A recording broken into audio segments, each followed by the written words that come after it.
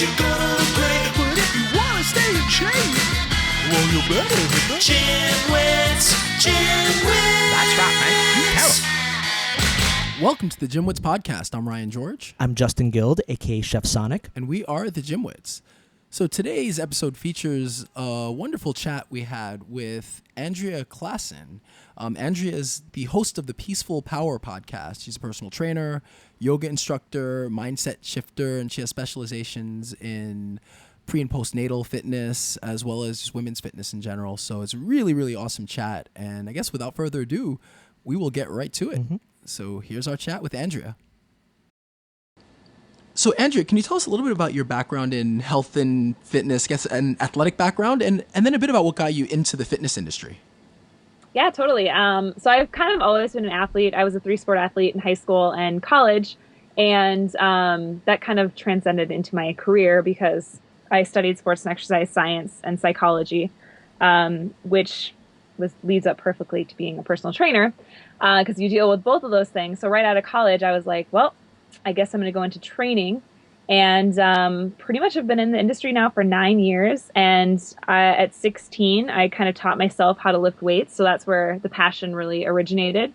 We had a women's and a men's, or a girls and a boys weight room in high school. And I was literally the only girl who wanted to lift. So I made one of my friends come in with me. And so we'd go before school and lift, 3 times a week. And because we didn't have any adult there watching us, I figured, well, one of us has to learn what we're doing. So I taught myself from like Oxygen magazines and just kind of ripped stuff out, brought it in, and that's how I kind of started. Okay, cool. So your focus seems to be on women's fitness, correct? Correct. Yep. Now, as a trainer, do you find training women to be different from training men? And if so, like what is the difference, or how is it different from training, or what is the difference between training women and men? Yeah. Women, so I've trained a few guys right now, but when I started, I trained everyone when I was at the gym. Now that I do in-home, that's kind of one of the reasons that safety reasons, Okay. I do women. But men, the main difference, some of the people always say, is men sometimes complain more than women actually do, which I found to be kind of true. Some of the guys will kind of be like, oh man, but the women will be like, nope, I'll do it, and push kind of. So that's kind of one of the differences that, people find surprising. And then other than that, like just kind of the attitude, like women sometimes are very, a lot of mine have no excuses. And if they know they've missed a workout, they're like, nope, no excuse. It was, my fault. And so they really take ownership over that. I've noticed something over the past decade, and I've sort of been afraid to say it because it might be a little controversial, but it's a theory that I have. And I believe that women in general are more fit than men.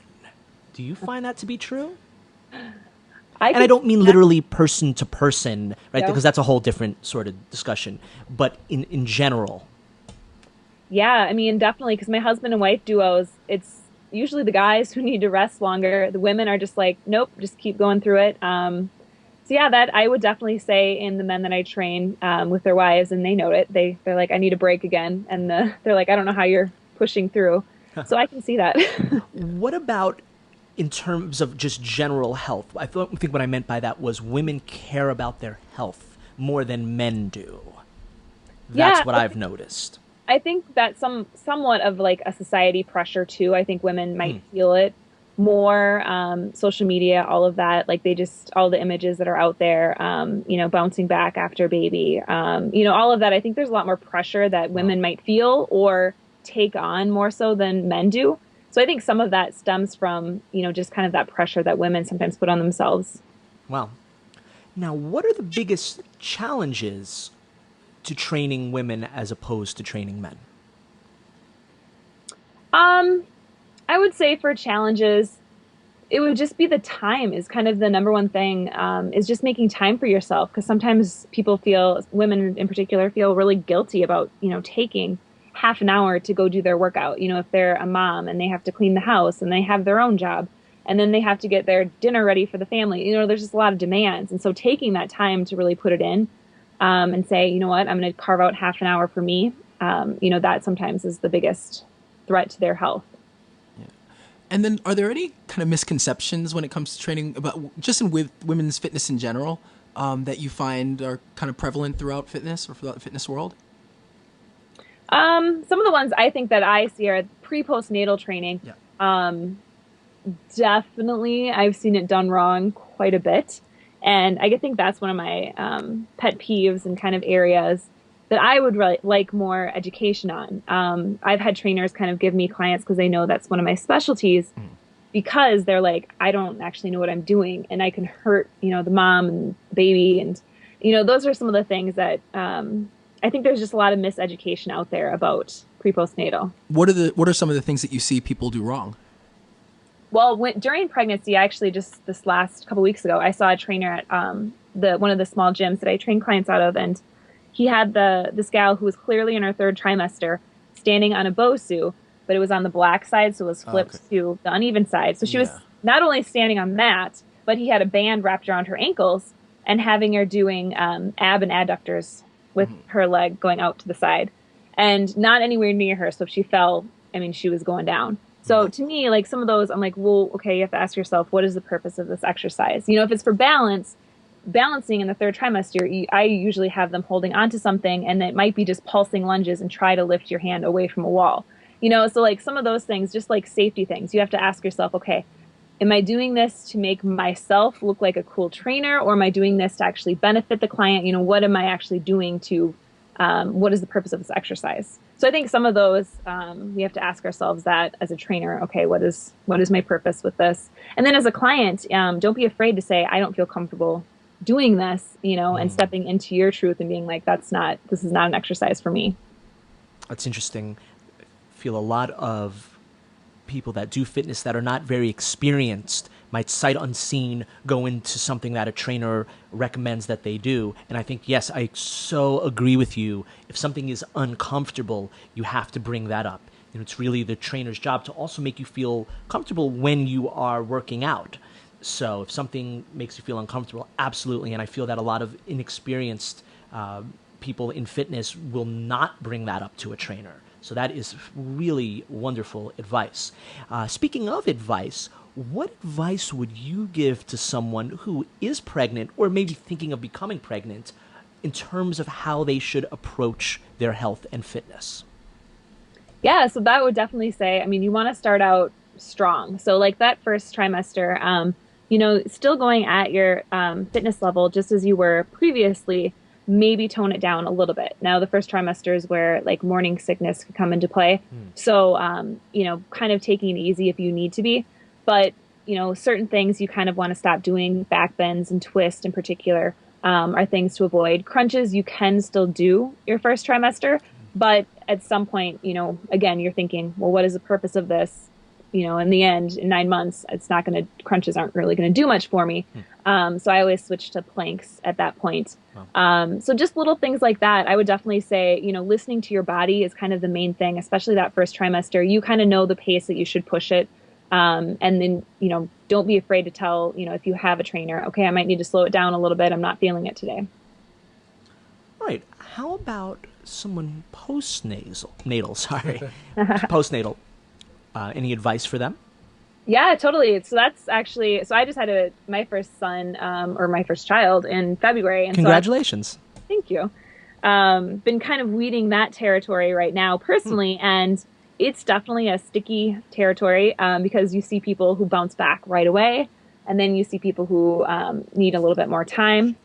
And so one of the first things I always check is if you have diastasis recti. So if the abdominal wall has separated at all, core work definitely you want to avoid until that's kind of better. And there is, I've had clients, you can mend from that. You can make it smaller, and sometimes it will completely go away if you were training smart while pregnant. But you want to make sure that's intact before you kind of go into any hardcore core moves, any heavy lifting at all. And then running and jumping is something that I usually tell people to wait until, 5.5 to 6 months post baby, because your pelvic floor is still shifting back, your organs are still shifting back. And what's been happening, or what studies have been showing, is that prolapsed organs are happening to people in their 50s because they came back too early from, post pregnancy to their workouts, because they just go right back into running, maybe a week later. And I've seen that some of the trainers I follow posted that, and I'm like, that's fine for you because maybe you ran your whole pregnancy. I don't know, but you have followers who see that and they think, oh, well, that's safe for the trainer. I should do that. Wow. So, really being kind of conscious about that. So that's where I think some of that education comes into play, is just saying, okay, again, like for me, I just started running. I just started lower body at 5 months post-pregnancy because I had lower body issues post-pregnancy. So it's all just weird things like that can occur, and making sure you don't feel pressure to do something that you shouldn't and can end up with long-term injuries. Wow. And experience always brings about the best advice. So especially that you're going through this, or you went through this, is really valuable and can be really valuable for other people. So how did you respond coming out of your pregnancy? I definitely wasn't happy with my, I had, what you can do is you get tears. And so I had they said at the time a second degree tear, which shouldn't be too bad. But then I kept having issues, using the bathroom.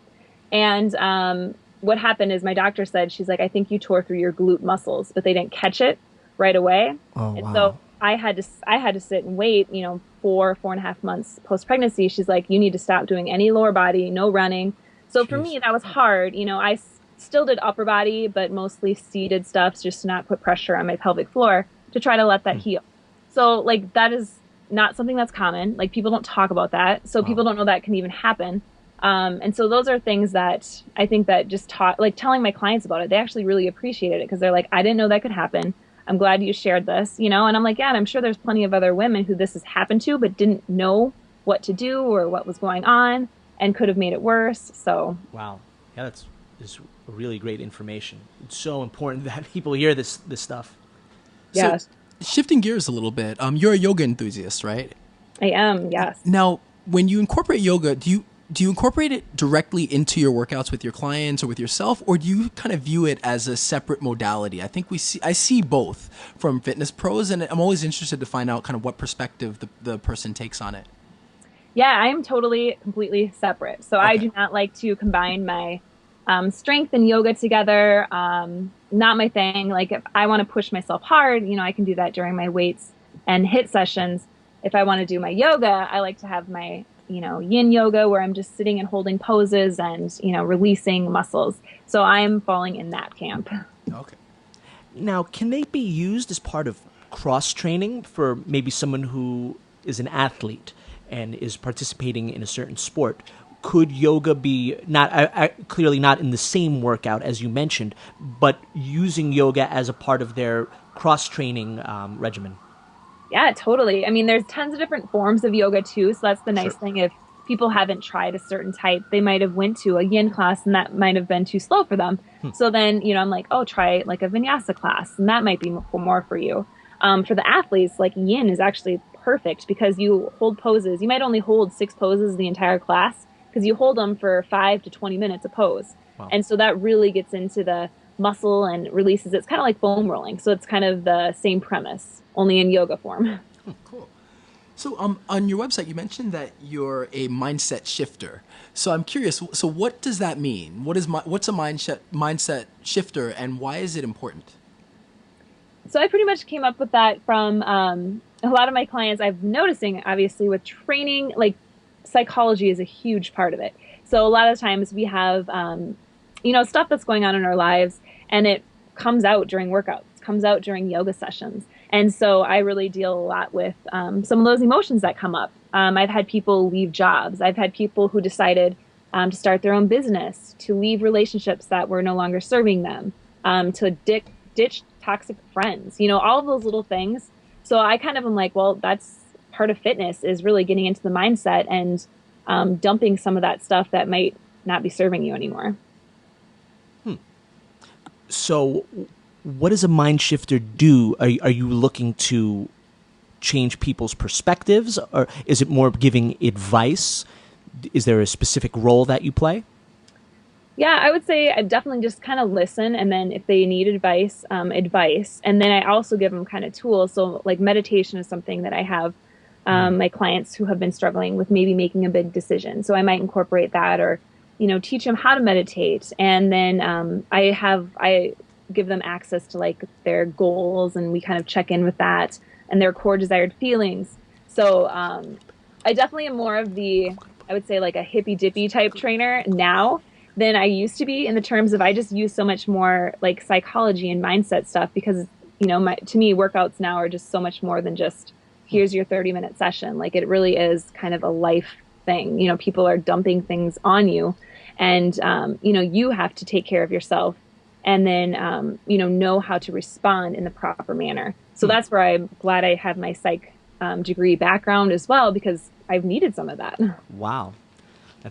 And that's amazing that you have a psych degree and that you've been able to incorporate that. I don't work in the fitness world. Ryan is the fitness expert. I am a professional musician and a music producer. So it's very similar to personal training in that I'm guiding people through different courses. And I often find myself being a psychologist, even though I don't have the training for it. But people are always dumping their problems on me, letting me, what's going on in their life. So it's just so interesting how the sort of similar position forces us to do similar things, even though they're completely different fields. Totally. I think there's kind of a lot of professions, like hairstylists. That's another one I think of, like just someone that you're comfortable with. And if you see them on a regular basis, that is something that's going to come up. So just being prepared to, deal with some of that. Yeah, I find it interesting how much people will share with you pretty quickly. Because, at the end of the day, we're with people for an hour, a solid hour a day, multiple times a week often. And so you have no choice but to build a relationship. And they can end up sharing a lot. And you're kind of thrust into this role of having to be more than just their trainer, but their friend or their kind of therapist. So, yeah, definitely a very common theme. And across professions, obviously. Totally. And I think that's part of, it kind of comes with the job, I think. Yeah. And it's not, I know I've been to some workshops where they kind of tell people not to do that, but I'm like, well then, people are kind of coming to you for that too, so they have someone to talk to. Because some people, they might not. I had one client who was like, you're the only person I've talked to all day, because she lived alone and she was retired. And, I'm like, that's, to her, this was her time to, interact with someone. Yeah. It's very true. It's like you do become almost, I don't want to say a paid friend, but in oftentimes like that, that is part of your kind of job description. And it's like impossible to not have that. It could be so hard to kind of disconnect from somebody. If you have any bit of like empathy and if you're any bit of a human, it's like, it'd be really hard to just completely disconnect. Yes, I totally agree. So this might be a bit of a curveball question, but being a trainer, motivation is a big part of what you do. And especially you've brought in the whole mindset shifting and getting into the whole psychology of things. I've noticed that there is quite a correlation between the motivational tactics used in the corporate world that, say, a business will they'll bring someone in, a motivational speaker, to teach their employees techniques, whether it's how to communicate with other people, how to feel more confident about the work that they're doing. And I've noticed it's very similar to techniques used in the fitness world of how to be how to approach working out, to be more inspired to do workouts, more confident in what they do, more confident in their body. Have you noticed anything of that nature? Or do you see a correlation the same way? Am I just out in space here? No, I think that sometimes as trainers, like we incorporate that. So I've had like the 30, 60, 90-day goals. I know a lot of corporate people do those, and I've actually kind of shifted those into fitness. So I have like fitness categories with those. So like a fitness, meditation, yoga, and then like a nutrition category. And so I have clients set their 30, 60, 90 days goals based on those categories. So I think it definitely kind of blends together. And I think whatever is working, it can go both ways. We kind of pick up on each other. Cool. So you have a podcast. So tell us about your experience with the podcast. How long have you been doing it, and what's been surprising, what you expected, didn't expect? Just tell us a little bit about the podcast. Yeah. So I started my Peaceful Power podcast in November, and it started just as solo shows, and then I took a maternity leave, and then when I came back from my maternity leave, I was like, I think I'm going to start doing some guests. So now I've been kind of doing a solo show and then a guest show, and they're doing that rotation. And I've really been loving it and connecting with different people, and all the different interviews that you get to do and the people that you get to meet.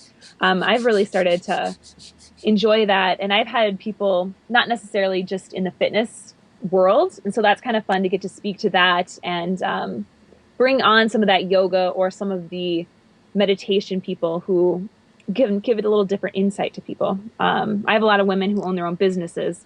So that's always exciting for people just to hear about, how they started their business and how they came about, running their own business and getting to travel the world, but still making time for themselves. Anything unexpected or anything surprise you about podcasting? Well, today I thought I lost my first interview. Because when I pressed stop, I was like, oh man, where did it go? It didn't go to the normal spot. Yeah. So it was kind of like a freak out moment for me because I was like, I don't want to have to email this gal and tell her we have to redo this. Actually, funny thing, mid this interview, I'm pretty sure Justin, you can tell me if this is what was happening, but I saw Justin fiddling with the computer in a semi freak out, like about 5 minutes ago, looking for where we use call record on Skype. Yep. So looking for call record, he's like he's minimizing minimizing things and searching around. We were still... and I saw him start to panic, and then I started to panic, but then I saw him find that we're still recording, so everything is good. Yep, I know that was like I pressed stop on it, and then it disappeared, but it didn't go where it was supposed to go. And I'm like, oh my gosh. Yeah, that's always nerve-wracking. Funny how like one little press of a button just could ruin everything. Yep. So other than that, it's been pretty good. That's great. So now, so you have some interesting topics. Like I looking through, I listened to a couple episodes and just looking through the types of things you talk about. They're definitely really interesting. One recent episode was titled, I think, "Stop Comparing." And again, I guess connected to mindset. So it was a good listen. I'd like you to maybe just briefly describe that and how important it is to for people to get out of that mindset of comparing themselves. Yeah, I think that's definitely super easy for us to do, especially again, the online world. And I love Instagram for motivation stuff, but I don't follow people who are not going to make me feel awesome. So a lot of people, sometimes will notice that they're not feeling so great after being on social media, and they might be following people who they're like, oh, this person's actually draining me, not motivating me. And so that kind of just comparing ourselves constantly, not only, when we're in social media, then we get out in the real world and we're like, oh, this coworker, she looks amazing. She just did this, new workout program, and, just constant comparison, and I talked about in there that I compared myself to this gal that I saw running down the road. I'm like, oh, my gosh, I wish I had that body back again. I would look like that. And I immediately was like, no, don't think that. So just those little things about you getting in your own head and, trying to have that shift and just say to yourself, or even like just a phrase and just say like, I am beautiful, or, just something to kind of change the channel. I like to say all the time, from that comparing, because it's so easy to do. Sure. Especially, and people can read into it different ways. When I heard stop comparing, I immediately thought to the gym, where it's just so easy to compare yourself to someone else at the gym. Oh, look how ripped, for me, look how ripped this guy is. Look how much weight he's pressing, something like that. I'm sure everyone has their own version of that. So that immediately popped into my mind at how uninspiring it can be. Now, some people could use it as a challenge, saying, oh, look how good this person is, I want to reach there. But I found that more people, it's a little debilitating. They're like, oh, I could never reach that. Why even bother? So that's why I think the concept of stop comparing is very powerful. No, I totally think that too. I mean, at the gym, like just having that, the people around you, and same with like even being a trainer, like that's where I noticed I was getting in my own head being like, oh my gosh, I'm still, trying to lose like the last 10 pounds for my baby weight. People are looking at me being like, oh, she's a trainer, and you get in your own head and you're like, okay, people are probably not even thinking that. Yeah. But, it's your stories that you're telling yourself. Wow. So one thing that I've noticed here in New York, and I'm not sure if it's as prevalent in other parts of the United States or in the world for that matter, probably in some of the big cities, something I call food snobbery. and it sort of bothers me a little bit on many levels for different reasons. And it's anything from maybe looking down on someone for what they eat, whether it's because they eat a lot of junk food or fast food, and it can go anywhere from that to being against someone because they eat meat, or they're not vegan, or they're not organic, or they don't follow all GMO. Have you noticed this where you live? And what do you think of this sort of concept of judging other people for what they eat? Yeah, I think from being in the Midwest, because I'm in Minnesota and, in Minneapolis area, but I feel like we might not do it as much just because our access to like great, fresh, local food is not as prevalent as, out in the coast. Because I was just out in California in April, and I was like, wow, I mean, the fresh Stuff food is available to them is amazing. Oh my gosh, it was awesome. And that's what the gal I was out there seeing for our mastermind, she, had just moved from Minnesota, and she'd lived there now for 5 years. And she's like, it's night and day difference, like just in terms of all of that. So I don't think it's as prevalent in the Midwest just because we don't have that access. So everyone's kind of on the same playing field in that, regard of trying to find the fresh food. And I think a lot of people here are trying to find it. Like that's why we have a lot of people who have their own gardens. So that this time of the year, people are getting the fresh food, but I don't feel like we have as much people, I suppose, looking down upon others just because it is a tough, it's kind of a tough go trying to find that fresh, local produce here. And what do you think of just the idea that someone might judge someone else for what they choose to eat and what they choose to put in their body? Yeah, I can see that. I think, like I always tell my mom, I'm like, oh, because she drinks pop still. And I'm like, who still drinks pop? And I'm like, it's 2016. And so she's like, oh man, I know, I need to stop drinking this. So I think some of those things like that might be more prevalent, I guess, here is just that kind of like, that's an obvious choice not to make, but it isn't to everyone, like that's something it's hard to kick. And so I think some of those, attitude and judgments can be hard to get by. But again, it just kind of depends. It depends if it's coming from a loving place or from a place. If they're trying to help someone, yes, maybe this person really does need to so agree with that. Stop and give up the pop/soda. It's funny that you call it pop. That's why I think I was like, I better say soda. Yeah. Like, who drinks soda anymore? I'll drink some diet soda. I know that's not probably much better because of all the stuff that's in there, but once or twice a week I'm just going to drink some diet soda. I need to have it once in a while. I know Ryan likes diet soda too, right? Yeah, I love sweets, so I have to have something to make up for it. So the one diet soda once in a while. What's your Andrew? What would be your sort of guilty pleasure? Dark chocolate. That's almost not really a guilty pleasure. It depends. Like dark chocolate's healthy for you, right? If done, I know it's the sugar in it that's not really healthy, but chocolate's almost hard to say. How could just anyone not like chocolate? Well, and that's where I like a lot of people are like, oh, but you like the dark stuff. Like most people, the milk chocolate. I'm like, no. I'm like, once I made the switch, I'm like, I just love just a few squares of that. There's no comparison. Delicious. Yeah.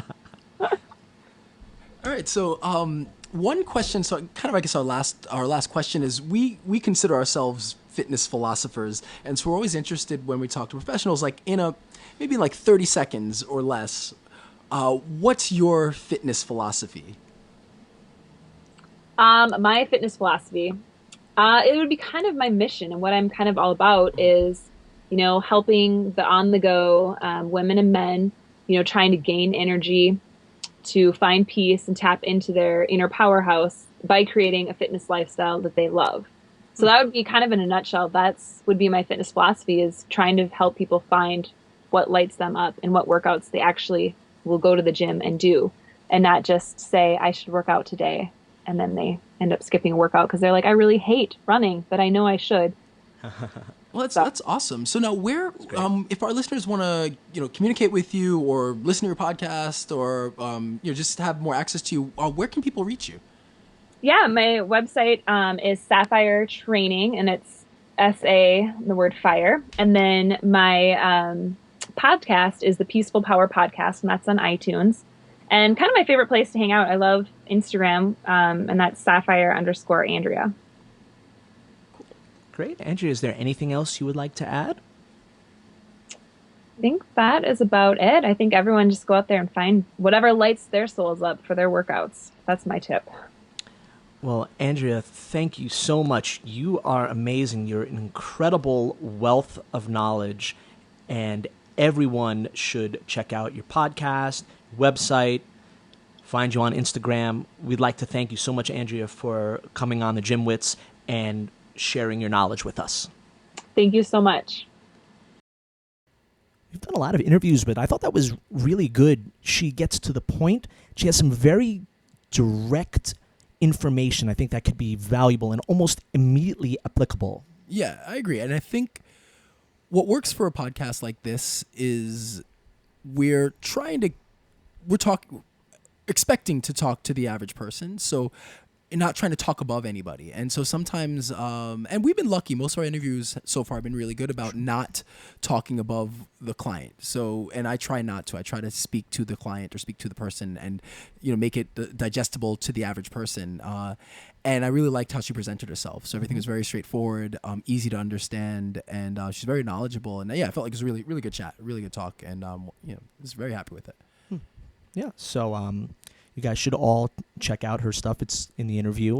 Yeah, she has a good podcast, Peaceful Power, and it is good. And some of the topics are really interesting. So it's very good. So after you listen to the Gym Wits, check out that should be 1 and 1A for you as far as fitness podcasts. Right. But yeah, that's it. So as usual, all of our stuff is at thegymwits@gmail.com. Our email is thegymwits@gmail.com.